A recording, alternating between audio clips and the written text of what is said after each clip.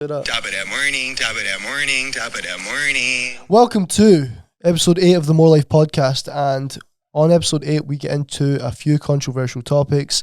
Is depression real? I don't think it is. We also speak about mushrooms, weed, and a lot of other insightful perspective and knowledge that you can take and apply to improve the position that you're in right now. Packed full of value, no shit talk whatsoever.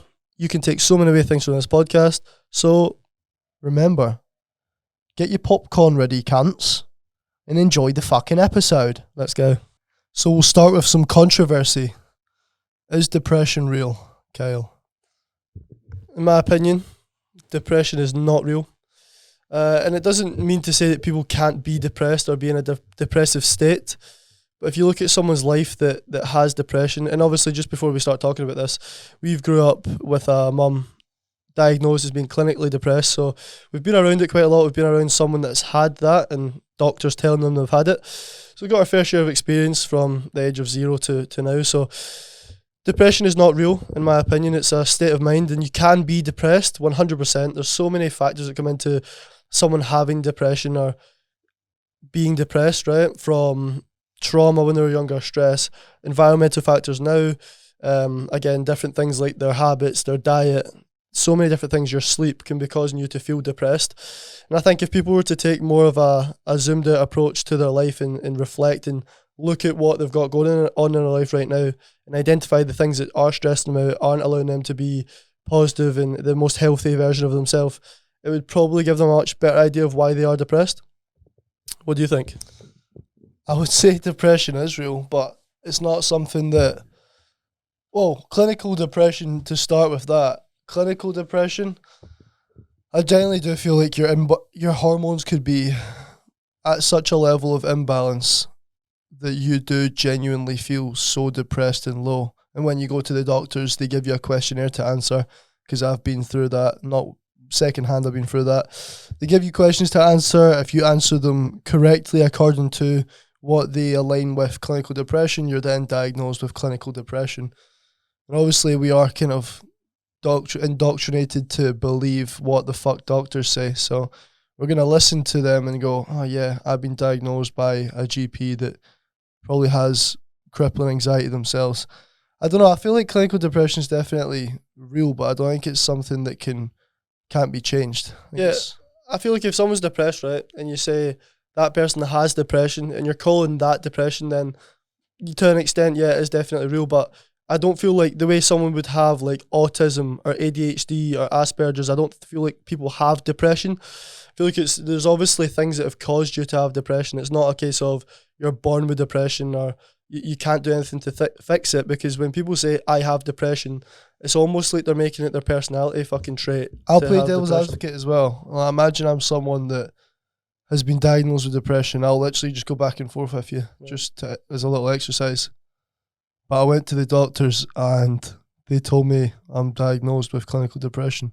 Right, well that's a problem within itself. I've had multiple clients phone the doctors and say, I feel tired, I feel a bit low mood. And the first thing they say is, you sound depressed. Genuinely, within a 1 minute conversation, you sound depressed, come in, we'll see about getting you on medication. So I think getting prescribed depression medication these days is putting a fucking plaster over a scar, like a really deep cut. Because at the end of the day, as I said, if you took more of a zoomed out approach, reflected and thought about the things and factors that could be causing this to happen, there would be a lot more insight into why you feel depressed, instead of just being given this pill to make you feel numb. Because at the end of the day, depression medication, everyone that I know that has been on depressive medication, these tablets that make you feel emotionally numb, they didn't like how they felt when they took it. Maybe initially they're like, that's class, I don't feel as low as I did. But eventually they start to say that you didn't feel even things like, you didn't feel things like horny with your partner, or you didn't feel like true happiness. You felt quite numb to quite a lot of things. Anyone that I also know that has been depressed and then got into things like the gym, more positive mindset because they're sleeping better, they've got a morning routine, they say, okay, I'm not taking my tablets anymore. So like, imagine they had done all those things before going to a doctor and telling them they feel low, feel tired. Would they have been depressed? Would they have had depression if they'd taken that approach before? I don't think they would have. And see the thing about doctors as well. I had a client come in, and this was like a year or two ago, but she literally said she went to the doctors and she'd been fainting and stuff, and obviously falling about, and she done some research and like she diagnosed herself. She said, "Oh, I think I've got a brain tumor." So then she went to the doctors, and have you heard this? No. She went to the doctors and said to the GP, "I think I've got a brain tumor. I've been like fainting. I've done some research. I think I've got a brain tumor. Can I get referred for an MRI?" The doctor said, "Here's some painkillers and come back in a couple of weeks if it's still sore." She insisted that she had a brain tumor, and they still just turned her away. So she went private, paid £800 for an MRI, and the scan came back. She had a brain tumor. Fuck's sake. See, if she listened to that doctor, she would have actually died. She would actually died of a brain tumor. So a lot of these doctors are just fucking all singing from the same hymn sheet. They go for university with the same criteria, curriculum that's been there for probably tens and tens of years. I know there's obviously updated studies and stuff like that, but another guest that we should hopefully have in the future, near future, will be talking a lot about the system and the matrix and how all of this is being comprised to keep us all under a big fucking blanket. So the doctors are basically told what to say in a way. And I heard something that I want to be more accurate on when I actually speak about it, but I heard something about like them having almost like numbers to hit on how many medications they prescribe people and shit. That's a whole can of worms in itself. But again, people will come back to us with depression, like me talking about saying depression isn't real, because I compare it, as I said, to like autism. You've got autism, you genuinely have autism, Asperger's. These things are actual diseases. Yeah, it's conditions. not genetic. I don't think depression. It's not. Apparently, genetic. there's a genetic was it predisposition? That. There can be an aspect of that, but again, with the chemical imbalancement, the hormone imbalancement, right? These things are real and they will make you feel depressed 100%. But neuroplasticity is a thing. You can retrain your brain. You can introduce different diets. You can sleep better. You can exercise. That's then rebalancing it or introducing more chemicals for your brain to fire and wire together. So let's talk about the person with that genetic predisposition to depression then. Now, what can they do to almost counteract or try to counterbalance the hormone imbalance that they've got? Well, a good start is what you put in your fucking mouth. I was sitting the other morning on Starbucks in the morning. One of the little workers was sitting scranning for breakfast a full fat can of Coke, a packet of hula hoops, and a steak bake from Greg's. Full fat, full sugar. And how fucked up is this? I went back 3 mornings later and she was sitting in the same space with the same 3 little fucking, like the hula hoops, the Coke and the steak bake, the same breakfast, same time, all that. So, and I don't know about her life, but the state of her body and obviously just the way I saw her behaving probably wasn't as good as she could have acted or looked.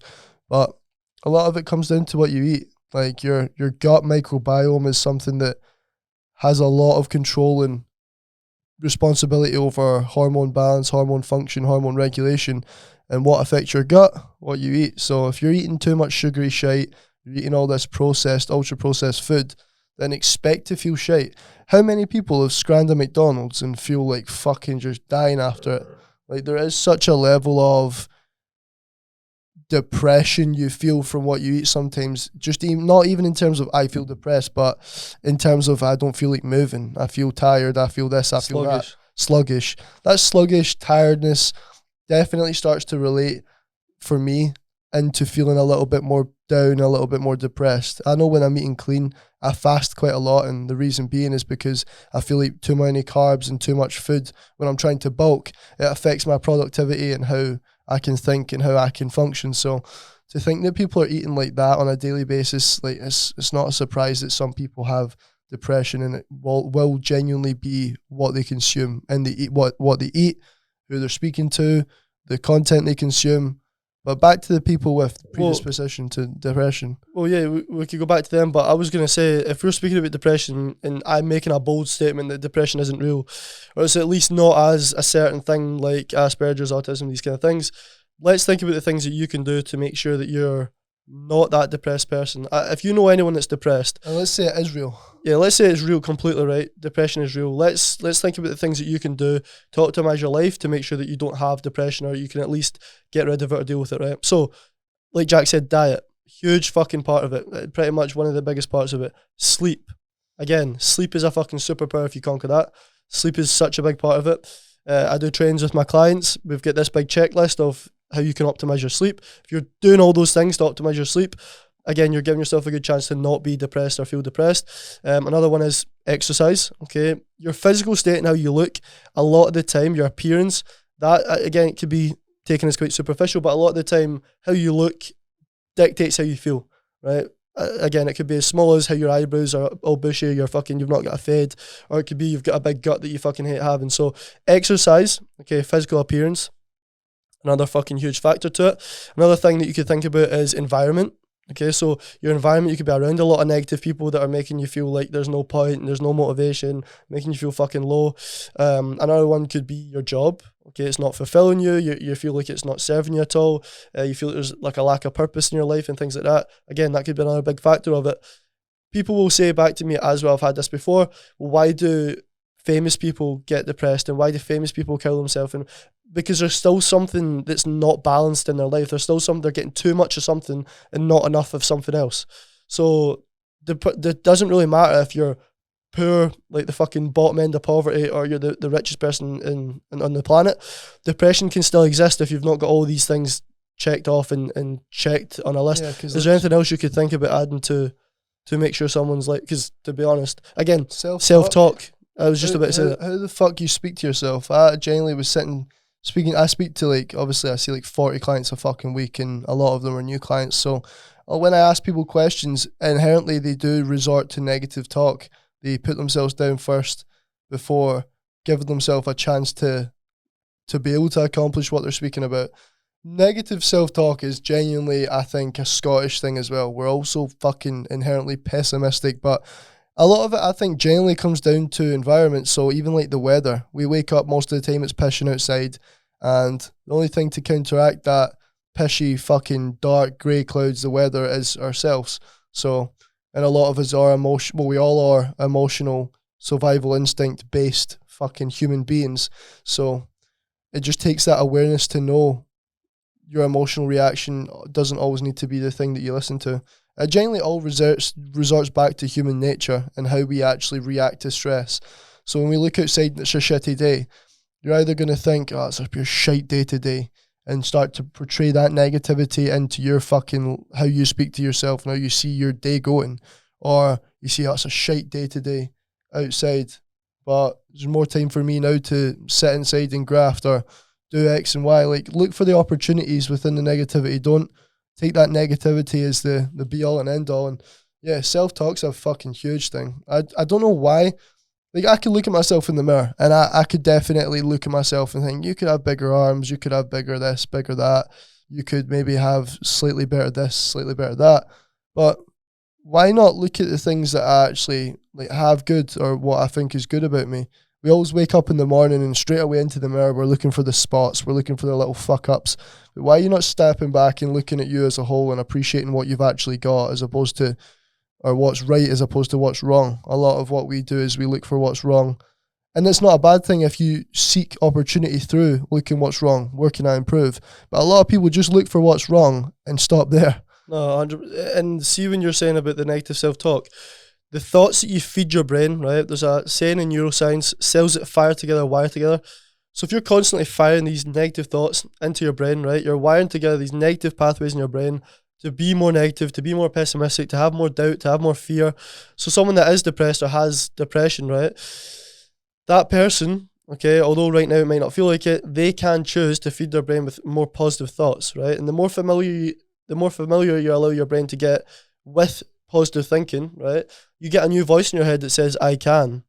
That can happen. It's more positive and more optimistic. Another couple of things I would say to add to the checklist of like avoiding being depressed and making sure that your life is optimal is routine, right, and goals. As humans, if we don't have a goal to work towards, we're kind of just floating about, and everyone knows that subconsciously. It can leave you feeling empty. It can leave you feeling that there's no point in life. And anyone that you've met that's depressed has probably said, oh, there's no point, there's no... Because I've been depressed before. I've had depressive states in my head, and it was in a part of my life where there was no real purpose, there was no goals being set.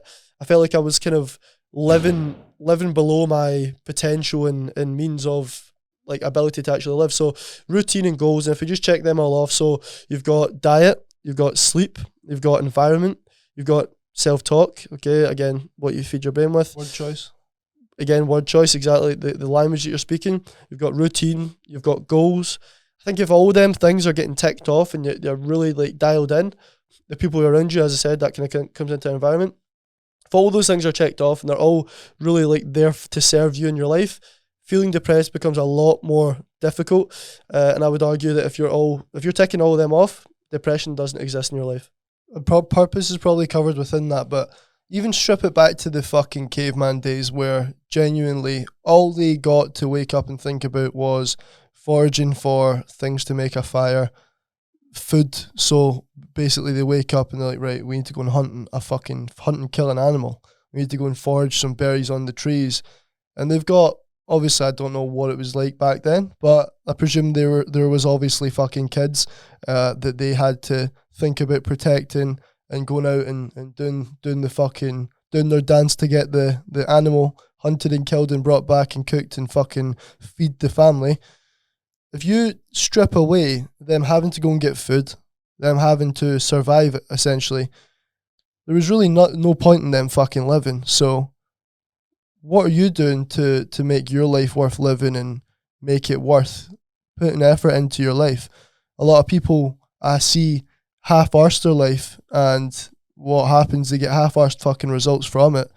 You see people genuinely not putting their all into something and wonder why they're not fulfilled in what they're doing or etc. A lot of people lie to themselves as well. I feel like with depression as well, why I don't really like using the word depression. It's obviously you can be depressed. I feel like depression is a state of mind, but I feel like a lot of people do use it as an excuse these days. People fucking do. They actually enjoy having it as an enjoy excuse. it. Like, it's like this fucking little justification as to why their life's shite. No, it's not at all. You're depressed because you haven't.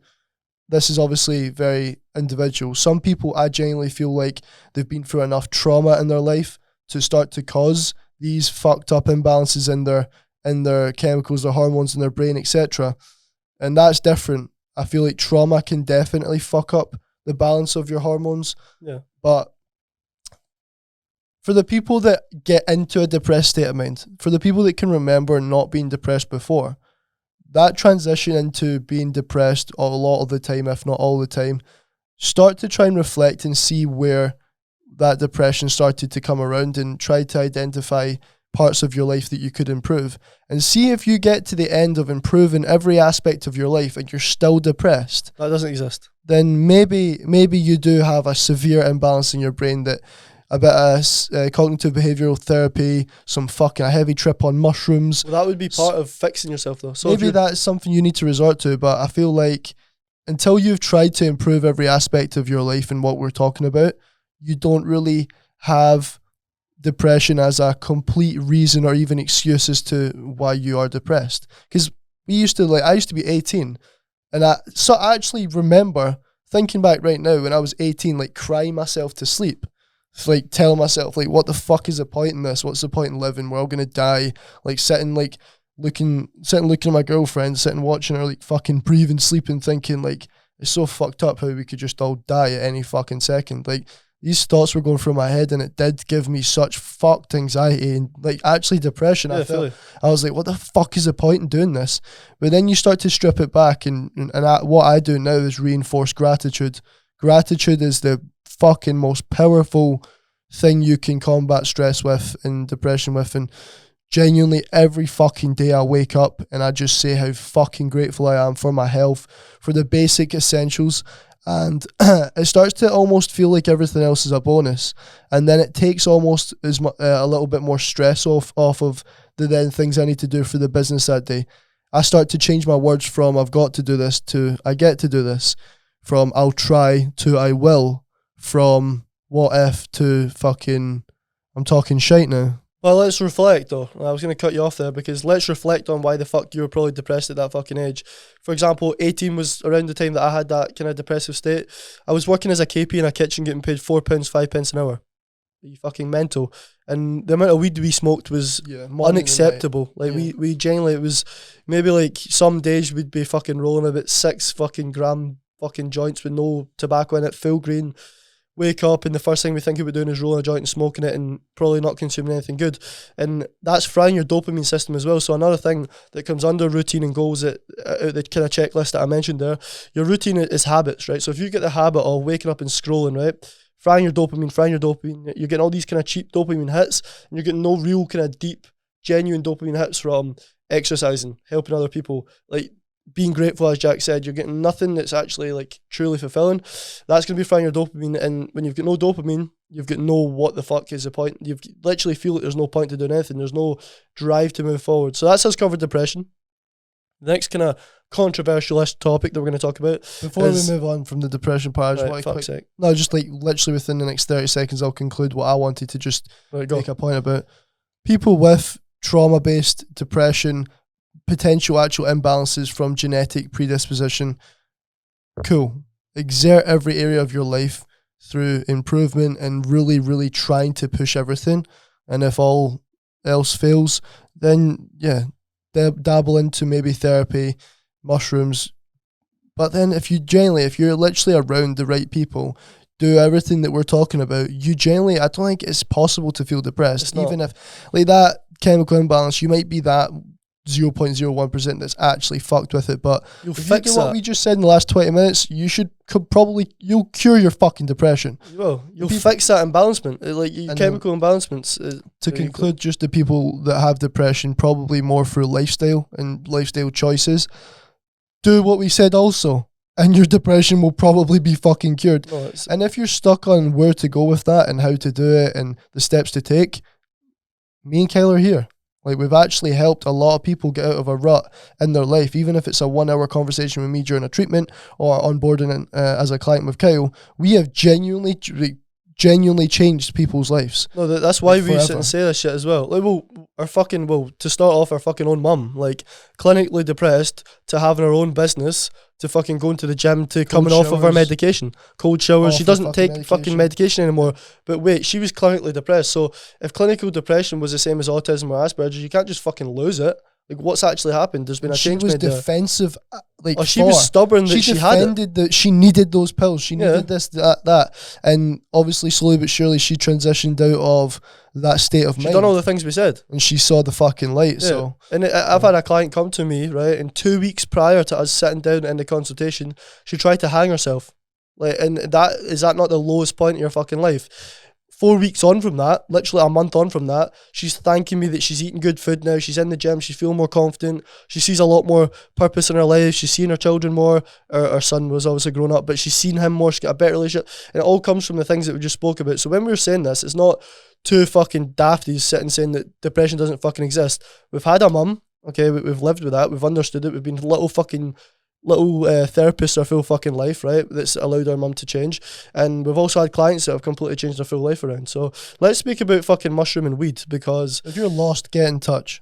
100%, get in touch. Inbox is fucking open. If this genuinely helps you, tell us how much it helps you. We'll bounce off you, have a fucking in-depth conversation.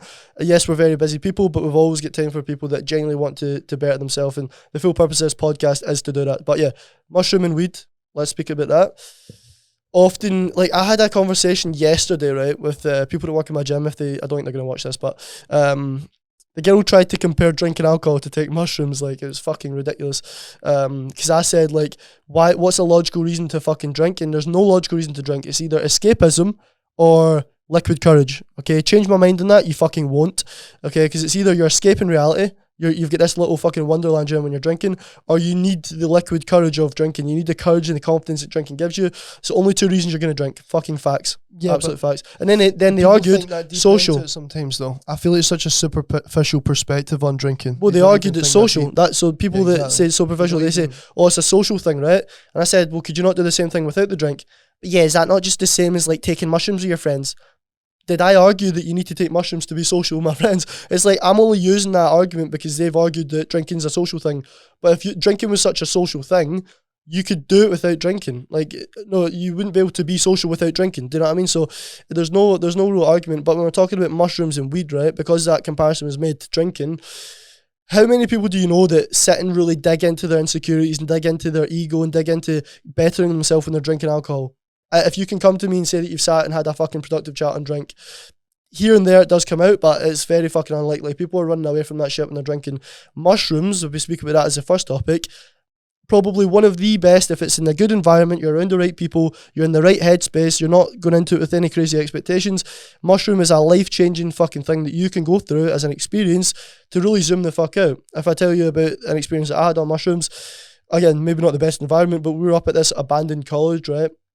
We were absolutely fucked on mushrooms, and I walked away myself, right? But I was so tripping that I didn't really feel like I was myself, and I felt like I was up here looking down at myself, and I said out loud to myself, I can remember saying, this is such a sick, amazing perspective to have on life. I'm looking at things so subjectively, zero ego, zero emotions, just looking at myself for what it is. Start to appreciate really small things. There was a part in my head that was like, fucking hell, none of us actually mean anything, but that was obviously like a different part to it. But the perspective, and I'll let Jack talk in a wee second, but the perspective you get on mushrooms, not the same as drink. There's zero ego involved, and you're looking at things in such a subjective level.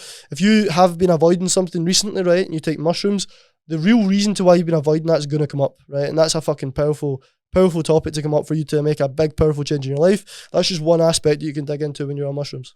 I want to defend the drinkers a wee bit because I don't think a lot of people hyperanalyze things the way me and you do. So, and when it comes to drinking, a lot of why we think drinking is so acceptable is because mainstream media, we are literally subliminal messages of alcohol being nice and tasty and good times and this and that.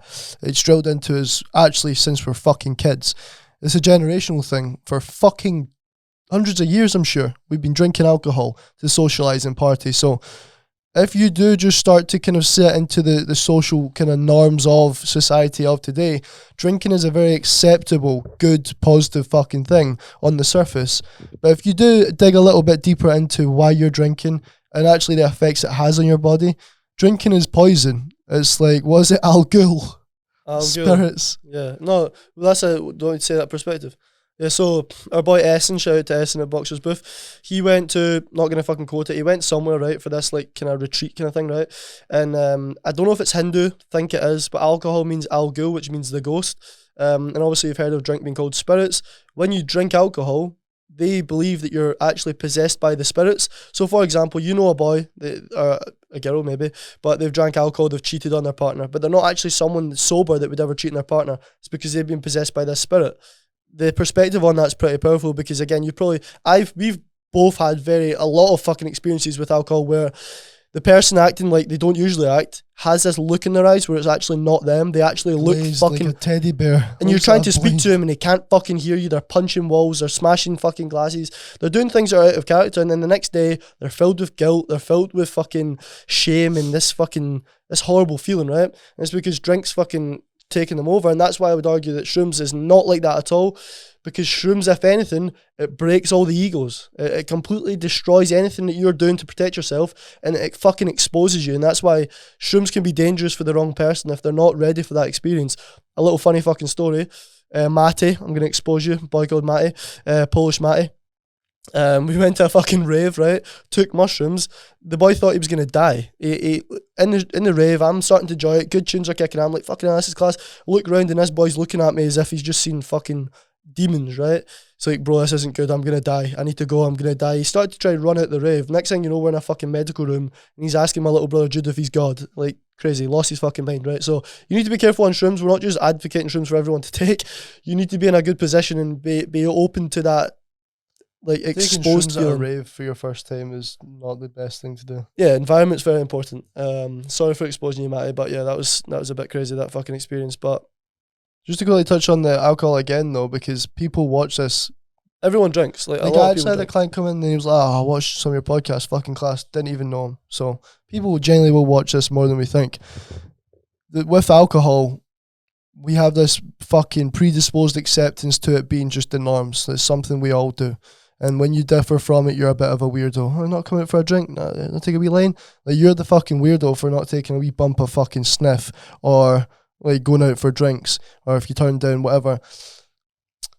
I feel like the damage of it starts to come into more of how you feel the next day and how the effect it has on your routine. Because I generally have had nights where I've went out and drank and it's been a fucking class night. But the next day, the day after that, sometimes even the day after that, you're sluggish, you're slower. If you're aware of the potential you're losing out on, it will start to fuck you up and stress you out. That is just the case though. A lot of people don't analyze the potential they're missing out on. They miss that couple of days at the gym. It might be once every couple of weeks. Then that's then close to a full week of the month that you've missed at the gym. So once you start to analyze the potential you want to fulfill in the life you want to live and actually start to have goals and ambitions, you start to realize that drinking alcohol is hindering that. So you'll make it more of an occasional thing. And there's so many clients that I spoke to that have went from drinking every fucking weekend, every chance they get, to it's just on occasion now. I don't have time for it.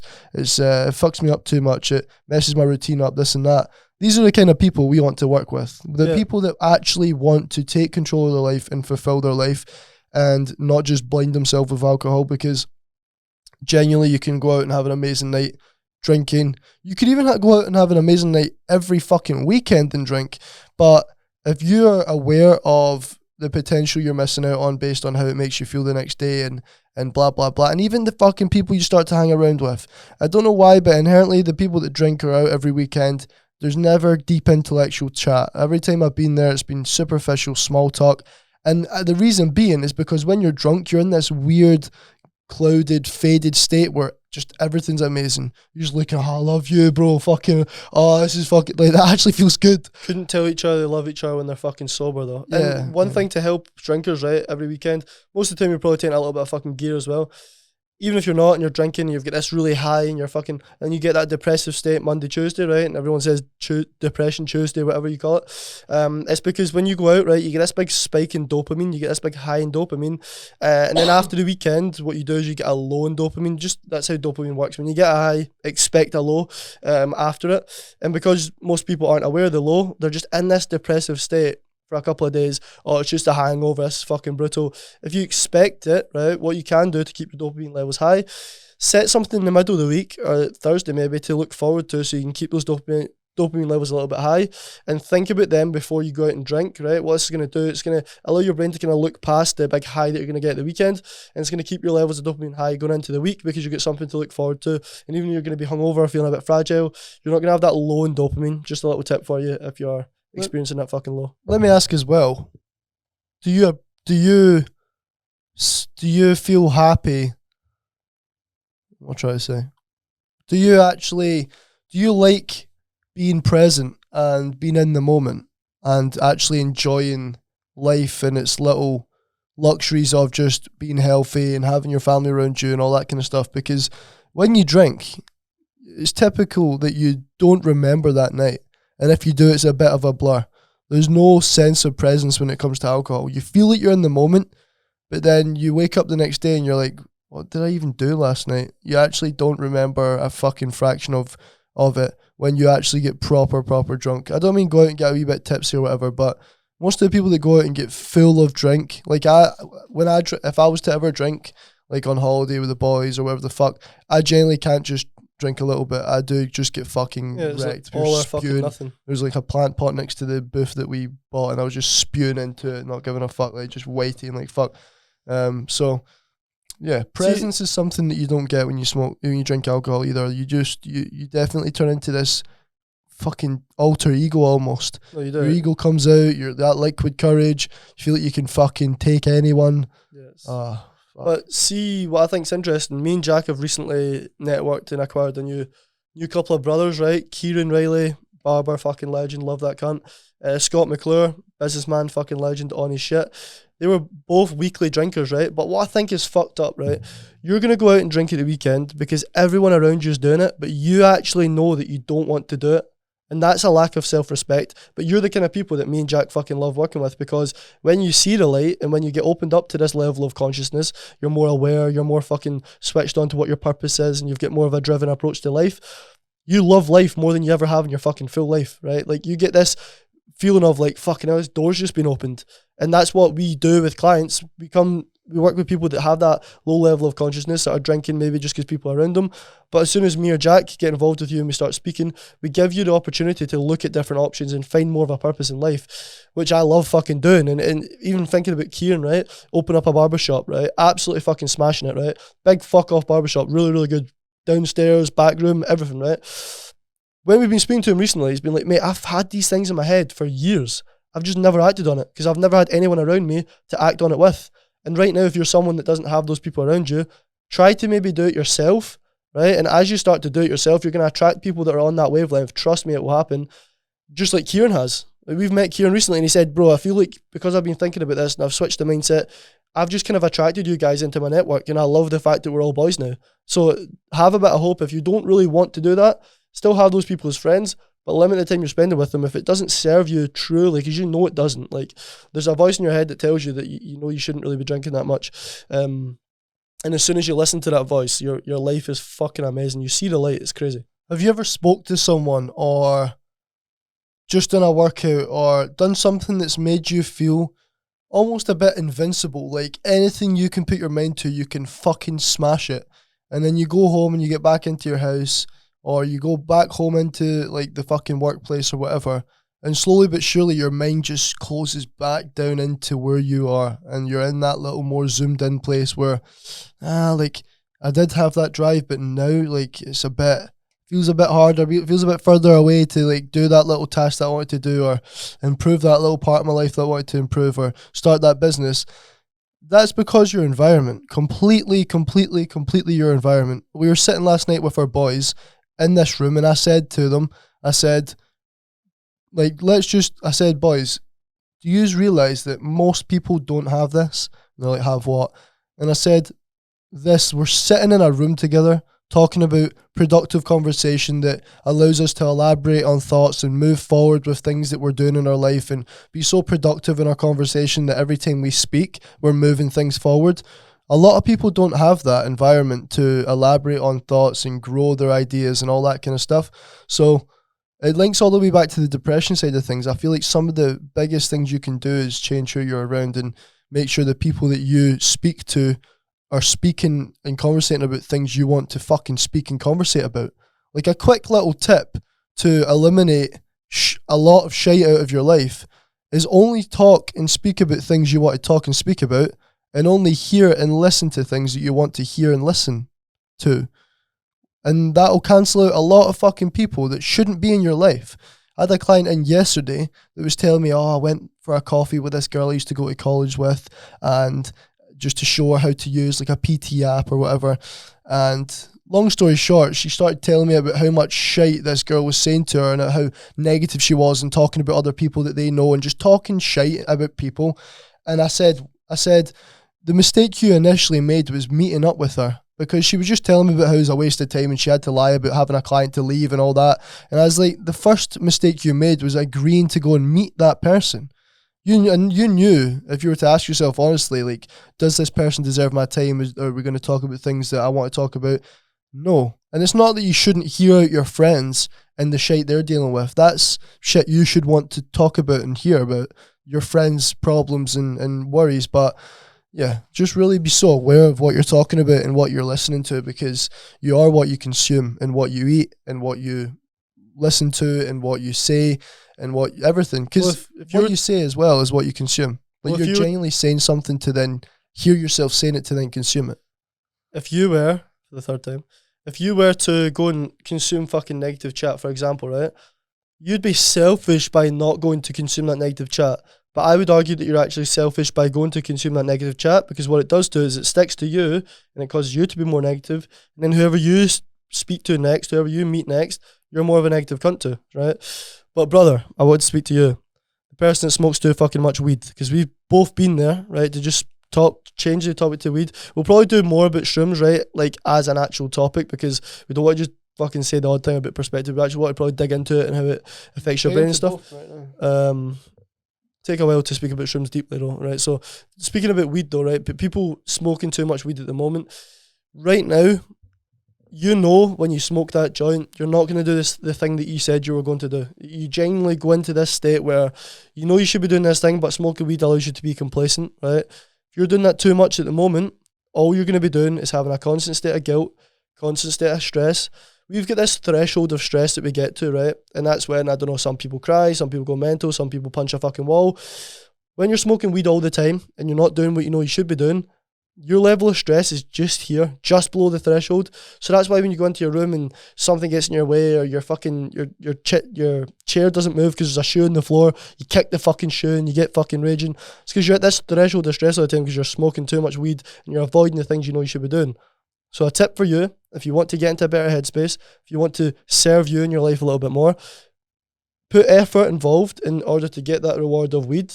Right, the effort involved will be the things you know you should be doing. So when you smoke weed, there's no state of guilt, there's no state of shame, there's no frustration. You're actually much lower on the when you're doing these things that involve effort. You're coming down this stress threshold. You're coming away from it. So when you smoke weed again, you're not going to tip over the edge when you're constantly stressed out because you're smoking too much. Yeah, like at the moment on a weekly basis, I've been bunning up a little bit. Wink CBD weed, obviously. I obviously don't smoke drugs. It's not a drug, it's a plant. Yeah, I don't consume plants of any nature, only the CBD kind, wink. But big up the Rastafari. Yeah, Rastafari. But whatever. But the only fucking time I actually bun a little bit of zootage is in scheduled downtime. And I was speaking to a heavy stoner client yesterday about this. He was like, "What do you do with it?" He said, "You seem like you're smashing it. You're so sexy and in shape and just so cool and fucking awesome." Like, did he suck your cock as well? Yeah, how are you? Well, not until completion. Yeah, but fucking. He asked me though. He said, "You seem like you're on your shit. You're fucking smashing it. As it seems. Like, how do you smoke and still make sure that you're getting your things done?" And genuinely, you're delusional. Yeah, like maybe no. Fuck up, mate. Let's do a podcast with me and you in Dale's space, and we'll just attack each other and see who fucking dies first. But. Sorry, bro. Genuinely, with work must come rest. I always say this to myself because it's so easy to get balls deep in work and burn yourself out. So with work must come rest. I schedule downtime at certain points in the day or the week that I might smoke a little bit in, because all I think about weed affecting is productivity. Because ultimately, if you've ever smoked weed enough times to start to see the actual benefits in your thought process, and I genuinely do feel like in an open conversation, if a little bit of God's plan is involved, you might start to diverge into different concepts and conversations that you maybe wouldn't have because you're a bit more narrow-minded and kind of on your path. So I genuinely believe there, I'm not saying it makes me more creative, I'm saying there's been things I've said high as a fucking kite that maybe wouldn't have came out the way they did, and then obviously opportunities arise from that. But yeah, when it comes to smoking, I would seriously advise only smoking in scheduled downtime. And what if you don't know what scheduled downtime means? It means have a fucking plan of the day of the week that you're doing, and within that plan, schedule time that you're going to be resting, and within that rest time, if you do bun a little bit. For example, if I've had a full day of clients and before then I've smashed hours of business work, the gym, everything, eating's been on point, drinking, all that. When it gets to like 8:30, 9 at night and I've got my last meal to eat, and with between 8:30 to about 10, 11, I'm settling down, winding down to go to sleep, bunning a little one before my last meal and having a little bit open, productive conversation and chat with my boys before bed has never seemed to affect me. The only thing is smoking too close before bed. You do wake up a little bit groggier, a little bit kind of clouded, and that is what can affect it. So it's just been very fucking disciplined and moderating it. And when we talk about smoking as well, most cunts will think we sit and chuff a joint to ourselves. We're smoking a less than a gram joint of CBD fucking weed, obviously, wink, between about 4 or 5 people. It's not like a pure joint each and all that, like most of you cunts I know do, or most like of you fucking people, or like it used to be. Yeah. I used to have a rule where I didn't roll any less than a gram into a fucking blunt. It's actually so stupid. Speaking about downtime though, it's good to... But the reason that the quantity of the weed we smoked though has went down and all that kind of stuff is because we see it as like a therapeutic way now. I have genuinely been able to connect to the deeper therapeutic effects of weed. It doesn't affect my productivity. It allows me to reinforce gratitude, be more present. The state of mind I'm in when I'm smoking is so present that I'm thinking with the now and I'm not really thinking too deep into the past or the future. I'm very present in my state of mind as well when I smoke as well. So, and as I said, I don't get retarded stoned. I get literally maybe a round of weed in. It's not So a point to make about, Jack's different to me, right, when it comes to smoking. There is high functioning smokers though. Like there's actually, look at Joe Rogan.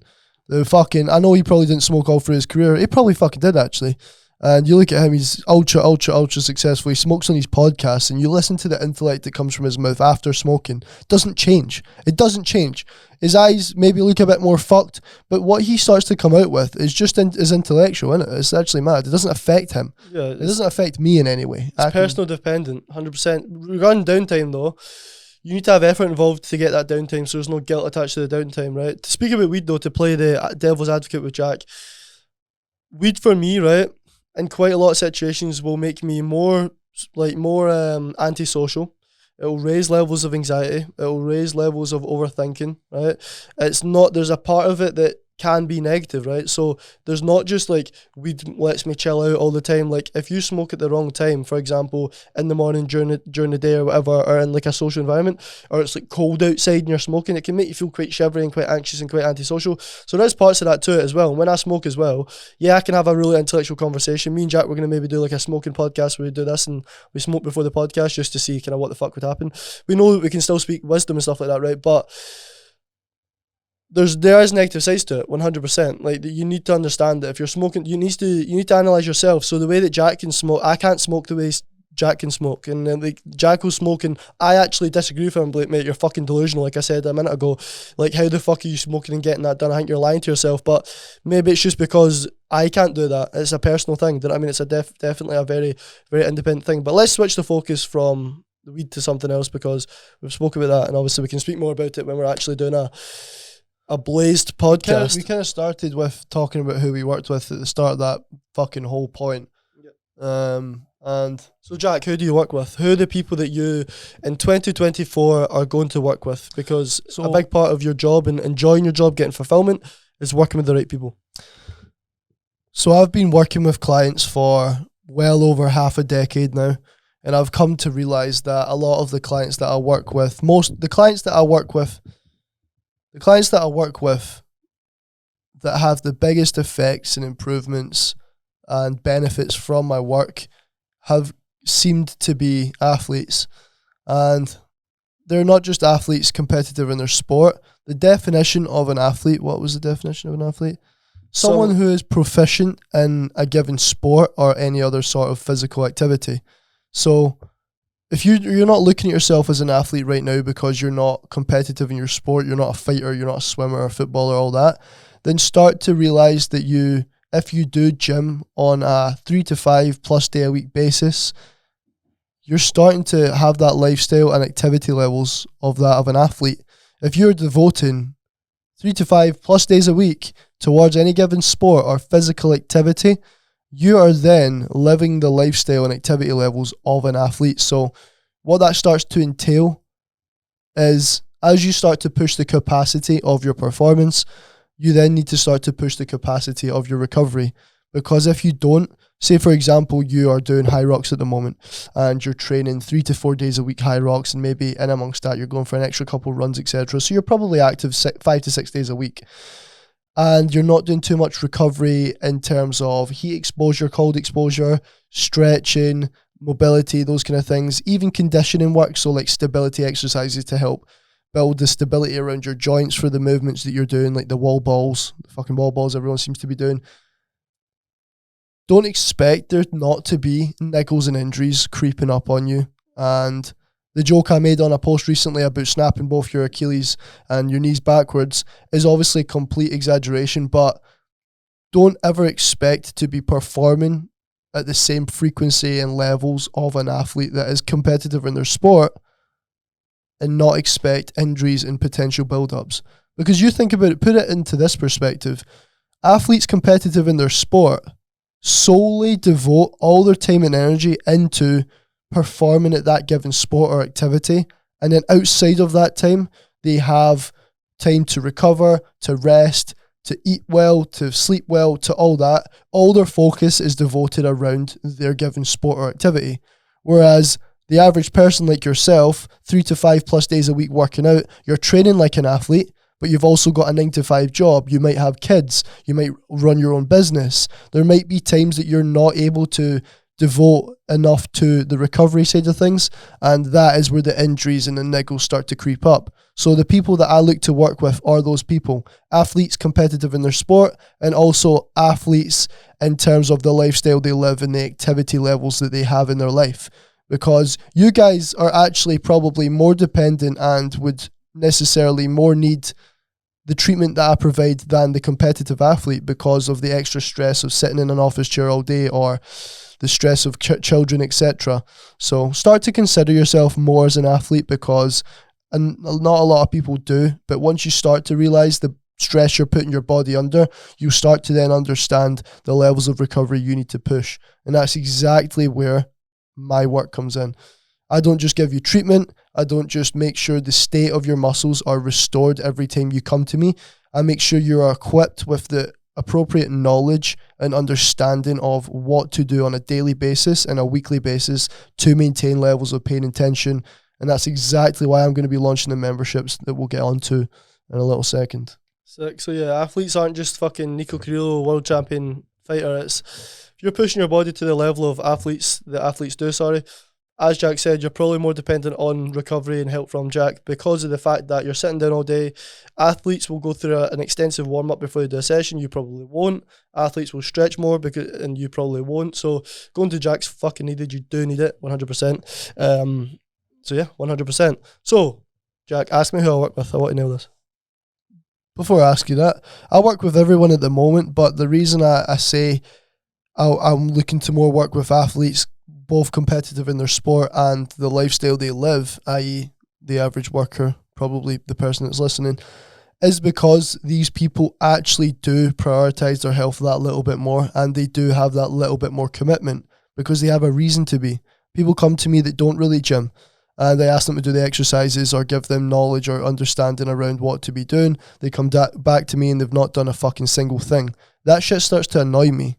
I've treated around 500 people last year, and it's safe to say that it actually fucking annoys me when cunts come in and they act as though it's my fault that they're still fucked because they've not taken the time to listen to what I've said and implement it. Whereas the people that are active, they do it because they feel the benefits when they go to training that night, or they feel the benefits in their sleeping and their overall tension throughout their workday. They're feeling the benefits because they're actually using their fucking body. So yeah, Kyle, who do you work with? So it will change, right? Obviously year to year, but in 2024, I want to be working with you, the person that wants to be the main character of their life, write their own story, okay, take control of their actions and dictate the outcome of your life and the reality that you live. The person that has that voice in their head that tells them to do the right thing, but you might not just be doing the right thing. You might just be struggling to do the right thing and you don't know why. It's due to the lack of awareness. You're aware enough to know that you should be doing it, but not aware enough to know why you're not doing it. So I want to work with people like yourself that actually deserve it, but might not believe that they actually deserve it. Because once you get that strong belief, like a lot of my clients have developed, the changes you see to your life is absolutely crazy. The reality you get to live a life that you actually love living. It's fucking amazing. And at More Life Coaching, we focus on making your life different in a permanent way. We allow you to make permanent changes. We don't look for you to make a 12-week transformation or a 6-week transformation. We're implementing things to allow you to make permanent changes, raise your level of awareness, okay, for you to take control and have that awareness going into the rest of your life. We want to have this longevity approach. Me and Jack both have that. More life, the actual words, more life. We want you to have more life, and that's living longer, okay, not dying any earlier, but getting more out of life. If you're more aware, you're more conscious, you're more in control of your actions, you get more out of the life that you want to live, rather than just letting life live you. And that brings us on to a very important part of this, which allows you to ask yourself a question. Are you the creator of your life? Are you the victim of your life? When we talk about being a creator, okay, you're that main character writing the story. You're that person in control of their actions. When you're in control of your actions, right, you're also in control of the thoughts, okay, which dictate your actions and then dictate how you feel. And this creates your full reality. Okay, your personality, think, act, and feel, creates your personal reality. Okay, so if you're a creator, You're going to choose to be that positive person. You're going to choose to be the person that says, I can, which is going to create a personal reality that you get to live that is positive, that allows you to do things, that allows you to see opportunities and seize them, and actually take action towards a direction that you want to move towards. And a victim lets life live them. That might not make sense, but a victim just allows life to float by, and you're being reactive and not proactive, right? So when you're reactive, for example, if you're not setting goals and you're not being the main character, you're not being the creator, you're being very reactive, right? So if anything happens in life, all you can do is react to that thing because you're not proactive. You're not doing things in order for yourself to dictate what's going to happen in your life. You're just floating through life and letting things happen, and all you can do is react to the things that are happening. But if you're proactive, if you're the main character, if you're the creator, you're going to be taking action to dictate the outcome of your life, so that you're proactively changing your environment, proactively changing your reality, rather than just reacting to the things that happen around you. And then you'd be the victim if you're just being reactive. What's your take on that, Jack? Creator or victim? Yeah, don't really have anything to add to that, mate. Cool, pretty much. That was a fucking nice little point there. Listen, you fucking pricks. We just want to fucking help you. Jack, be nice. We're just trying to help So them. let us fucking help you, you We can't. actually only want to help you. It's funny because we said it so many times. The reason why we're sitting on a fucking Wednesday morning speaking into a camera is for legends like you that want to actually listen to this shit to get better, to actually get fucking better. We don't really get anything out of this other than helping people. And you need to understand that life is a value exchange. So the value that we're trying to provide to you guys will ultimately change the course of your life, because it will equip you with the mindset, the knowledge, the habits that you want to have in your life, so that you can start to take complete control and create that longevity in your life that allows you to have so much more movement and fulfillment and happiness and confidence in your later life. And yeah, that's ultimately it. It's something that the value exchange that I'm talking about, though, is we change your life, you pay us for it. It's a simple fucking exchange. I wish we could do this for free, but business is fucking business, isn't it? Like, everyone has a job, and the job is the job of ours is to definitely change the perspective you have on life and the outlook you have on life and the way you prioritize health and recovery. But guess what they don't pay for? This podcast. Yeah, this is free fucking value. But literally, it's crazy because you guys all go and pay for a doctor when you feel sick, or I genuinely, wholeheartedly, probably could confidently say that more people go to the doctor for painkillers for a sore back than they come to physios with a sore back. How fucked up is that? That's actually fucked, that the perspective is that, painkillers will probably do more than going and getting assessed as to why that back has actually happened. And that's at the point I wanted to speak about. Prevention over cure. A lot of people come to me when they're injured, when they're in pain. People don't come to me to prevent that injury or prevent that pain. And it's definitely just a perception that people need to change. You need to understand that the state of your body needs to be maintained, so that maintenance is there as opposed to repair. Maintenance over repair, prevention over cure. Make sure you're putting in necessary things. Necessary measures to make sure that you are maintaining and preventing, as opposed to then being fucked and then having to go and try and repair yourself. Because think about it as well. If you're going to, say you come to me on a 4 to 6 weekly basis, you come in for a 90-minute MOT, we run over the full body, you tell me there's a few areas to focus on based on your lifestyle or what you repetitively strain.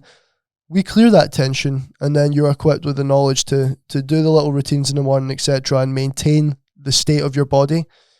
Say that doesn't happen, and say you're training like fuck 5+ days a week. Even if it's 3 or 4 days a week, you're training like fuck. You might have an office job, or you're a manual worker, or you got your own business. Either way, you'll be in the same position for too long on a daily basis, and then you injure yourself. Whether that's a fucking grade 3 Achilles tendon rupture or a tweak in your lower back, the state of that muscle is then so much further away to getting better than it is if you're just maintaining the state on a monthly And it's also then going to save you so much more stress and so much more money. We talk about it being our jobs to help people, etc.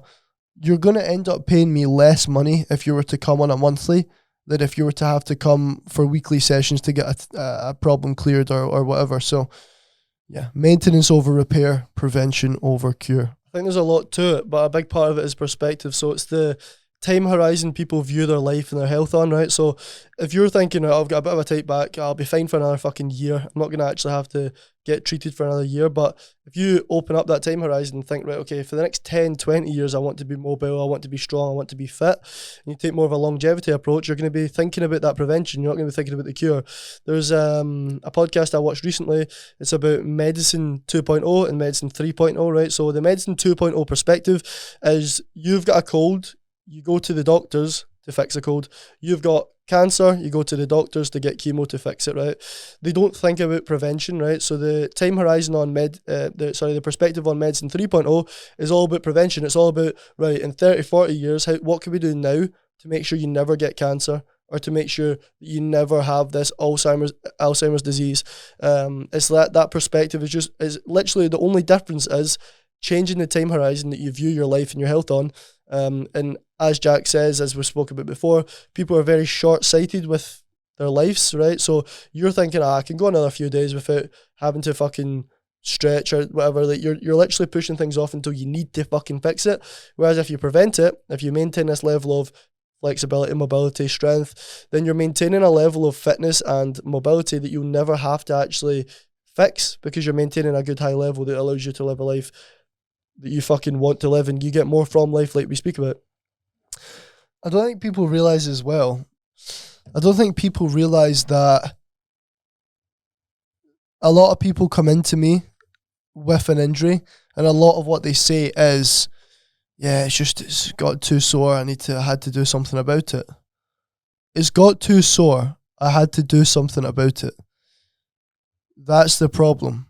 You've actually had to wait until it's got too painful to live with to sort it. It goes back to a concept that I always talk about and I got it from Alex Hormozy's thing. Don't wait for the pain of staying the same to outweigh the pain of change. Just change because it's the best thing to do for your current situation.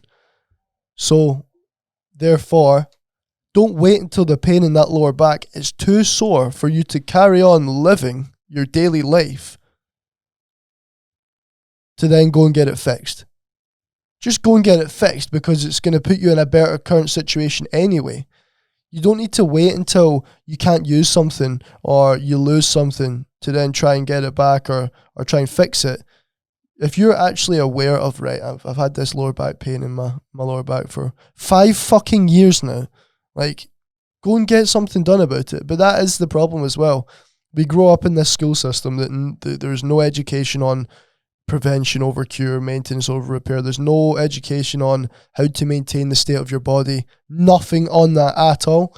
And it goes back to, like, obviously the Matrix and the Rockefellers and all that fucking shit that we will get into on a later episode. But so many layers to all this shit. It's so fucked layers. Up. But just understand that there's definitely things you can do before you get injured and can't use that given area of your body before you do get into that. But Jack, consciously, right, and this brings on to another good topic, consciously, you listen to this, you know what you should do. You have those points in the day where you consciously know the right things to do and you know what goals you're going to smash, you know what things you're going to do to get to those goals. But then what we do is we become unconscious, right? 95% of you is programmed by your unconscious mind. Your unconscious mind is habitual, right? So it's made up of from your childhood, previous experiences, your environment, all these things that have been repetitive from when you've been born to now. That's your unconscious mind. And if 95% of you is unconscious, you've only got 5% of you that's conscious. And that's that little point in the day where you think about the right things to do and you consciously know that.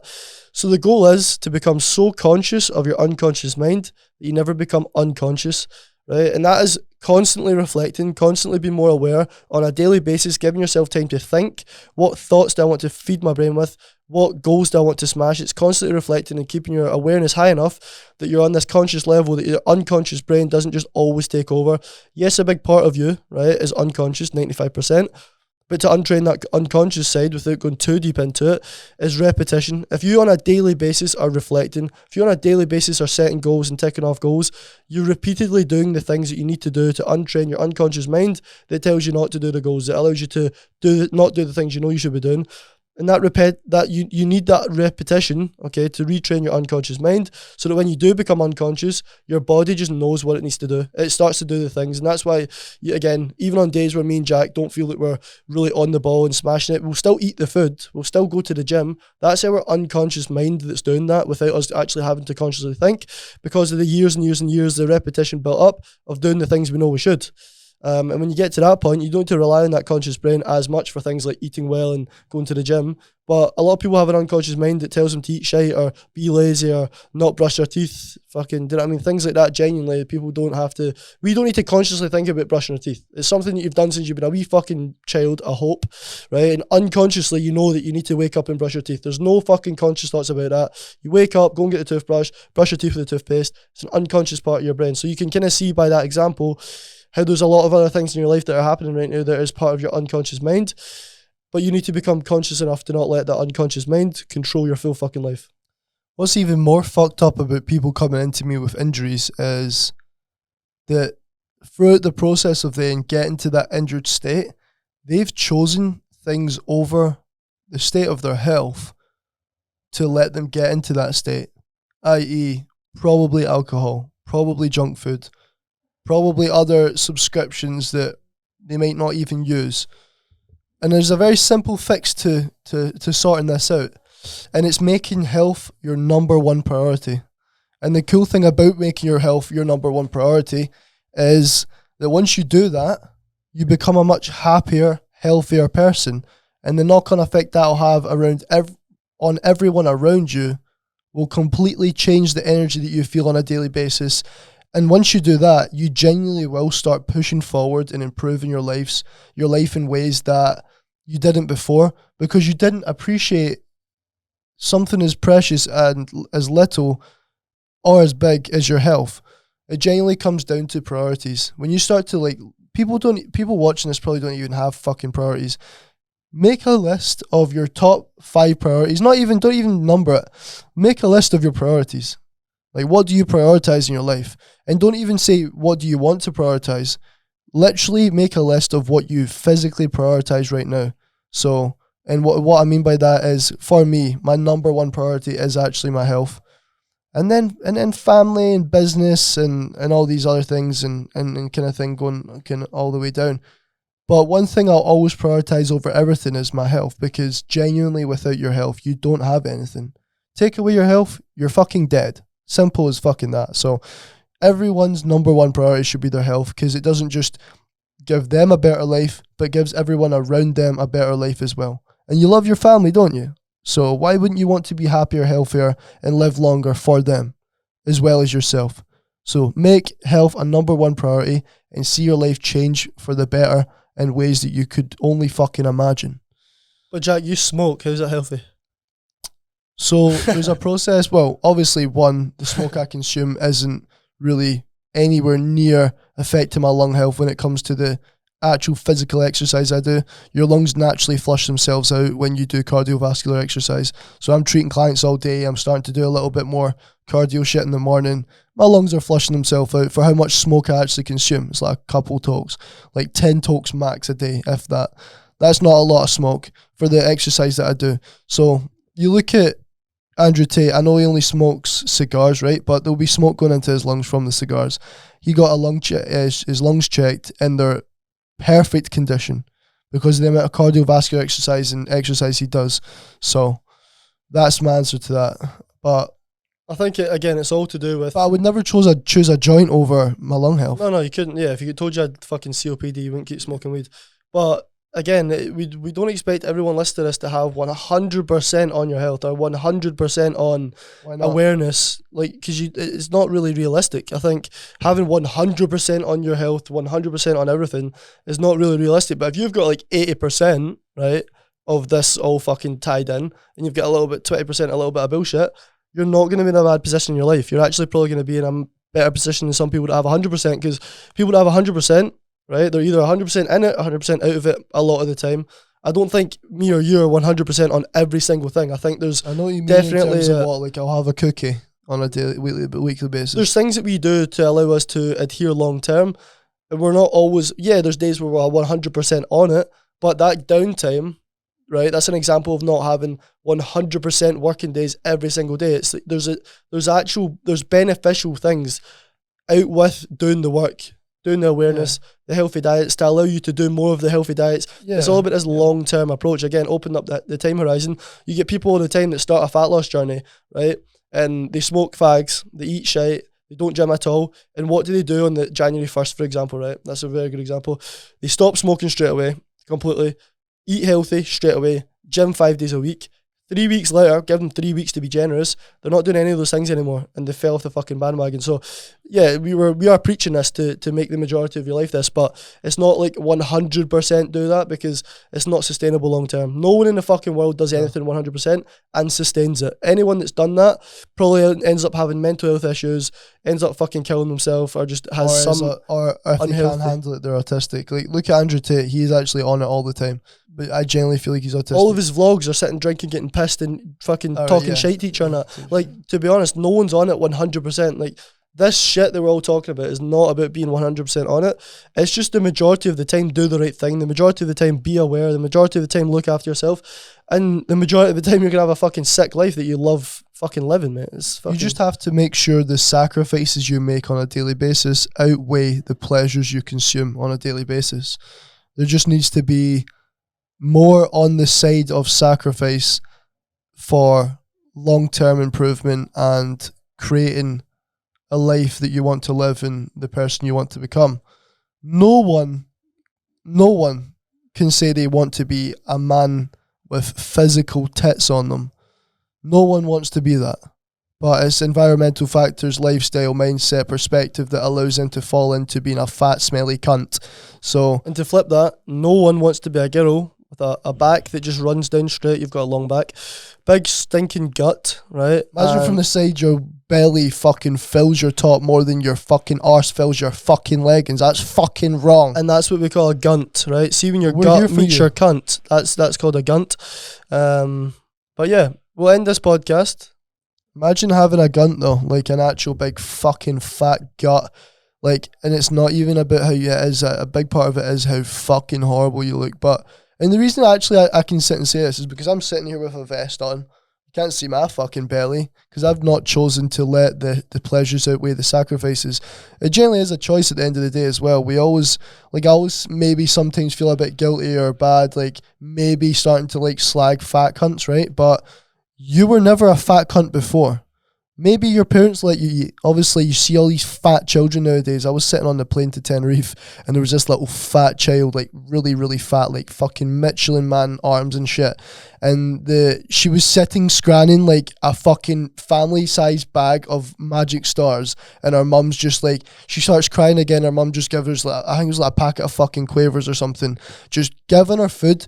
She just cries, and then to suppress the crying because the fat parent can't fucking be arsed, just gives her food.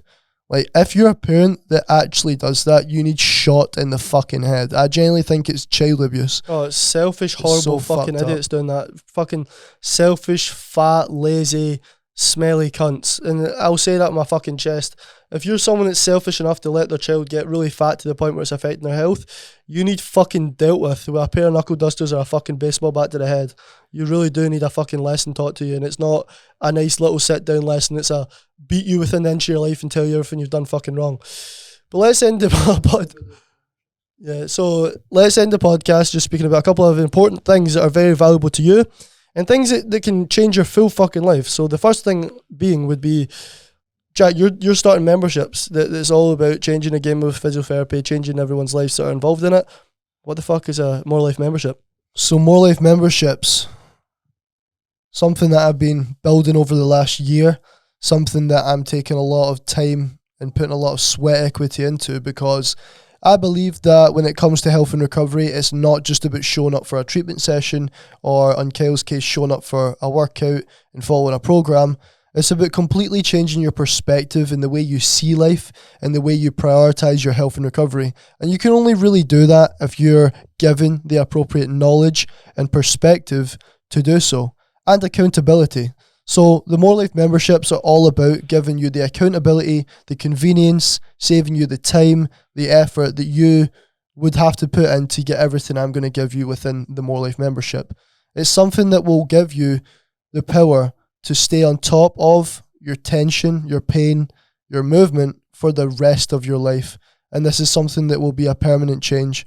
Alongside the memberships will be apps that will allow you to access over 30 to 40 different routines that you can implement on a daily basis to make sure your mobility levels, everything is as it should be.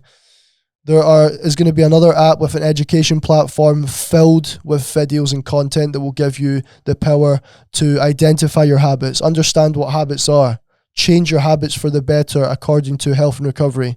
There will be a self-awareness system within that app also that will give you the power to understand what self-awareness is, why self-awareness is important, what you need to do to become more self-aware, and how to implement things on a daily basis to stay self-aware. There is so much more that I would be sitting here for the next hour talking about the memberships, but alongside that, you're going to be getting your monthly treatments, you're going to be keeping in touch with me. I'm so busy now with clients that the reason I'm actually bringing out the memberships alongside all of those other things that I just said is so that I can solely focus on members that want to commit to a life full of health and recovery.